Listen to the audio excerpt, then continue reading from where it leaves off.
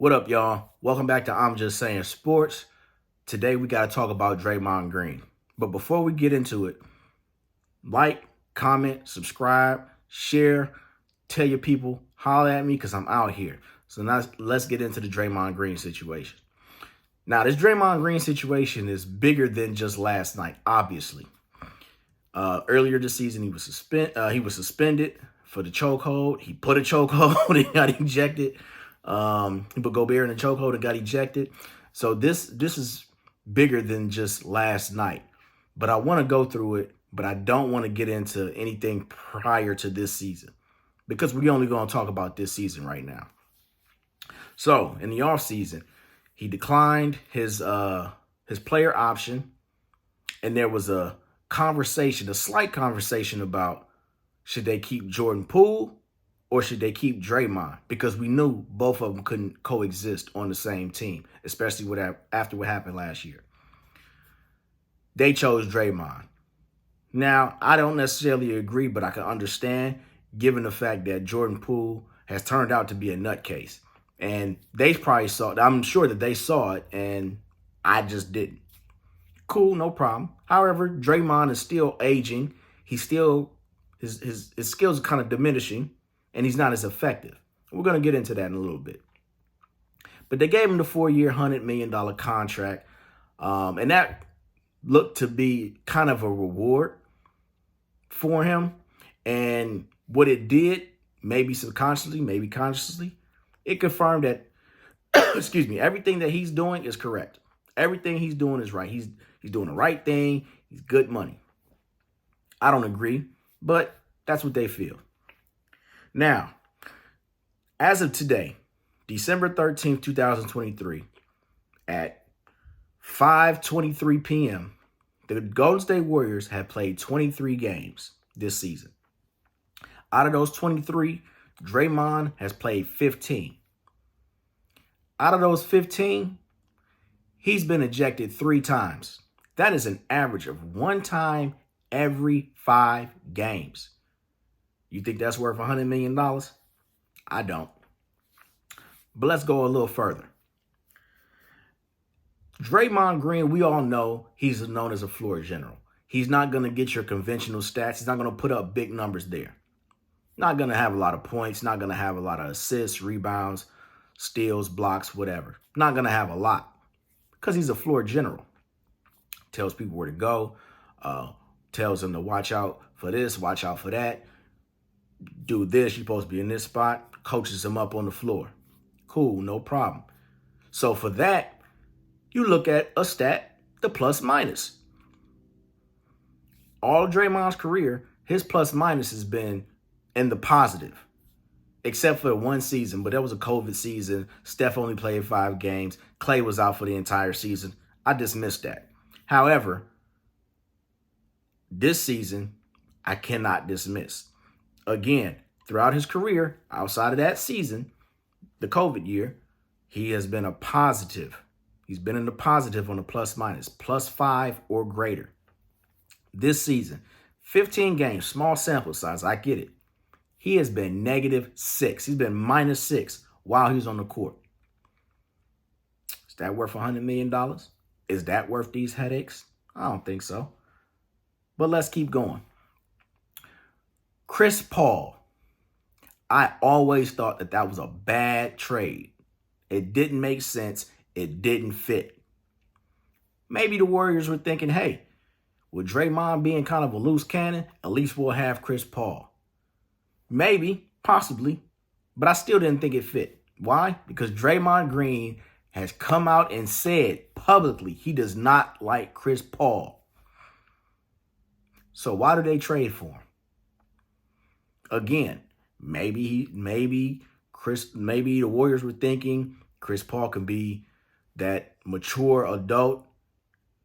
Him and Draymond kind of do the same thing, floor generals. But Chris Paul is an actual point guard, and he can get a few points. But again, Draymond does not like this man and has publicly said so. So why do you trade for him?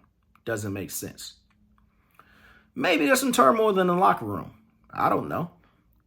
Maybe Draymond feels some kind of way about something going on in the organization. I don't know. Let's keep going.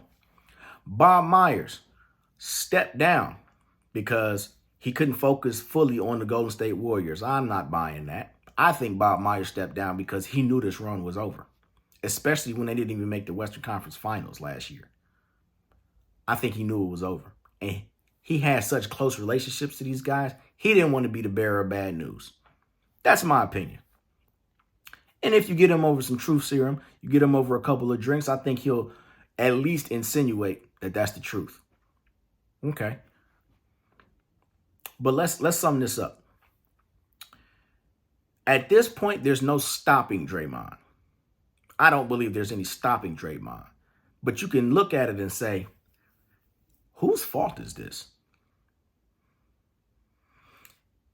At first, I used to think it was Bob Myers' fault because Bob Myers was cutting them checks. Now, he didn't cut this last one because he was already gone. But Bob Myers was cutting them checks. He was doing them deals. Draymond was his guy.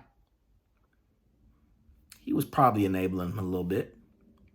But nah, Bob Myers gone. It can't be Bob Myers right now. So then I think, okay, who's the next up? Steve Kerr. Steve Kerr got to get him in line, man. He got to tighten him up. But then I thought, well, Steve Kerr's not that kind of coach. He don't have to necessarily be fire and brimstone, but he's not really a confrontational guy. He can be probably, but I don't think he's that confrontational. After Jordan rocked his shit, I don't think he got that much confrontation inside of him. Then I started to realize, today actually, it's Steph Curry. Steph Curry is at fault 100%. At least 90%. Because Draymond is a grown man. Why is it Steph Curry? Steph Curry because he's the one who has the ultimate green light in the organization. Everything revolves around Steph Curry. And if Steph Curry says go, everybody goes. If Steph Curry say, hey, stop, everybody halts immediately. So at the end of the day, man, this is on Steph. Steph has been a cheerleader for Draymond. Steph has been backing Draymond in the media. Steph has been saying how much they need Draymond.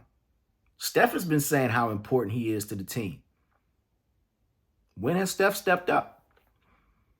When has he checked Draymond? Publicly. Now, I don't know what happened privately. I don't know what those conversations are. I don't know if those come to Jesus moments have happened. But at the end of the day, Steph needs to step up and be a leader and reel this man in. It may be too late. It may be too late. And I honestly think that it is too late. But something need to give, man. Because the Warriors team, they can't afford it. They're 10-13 right now.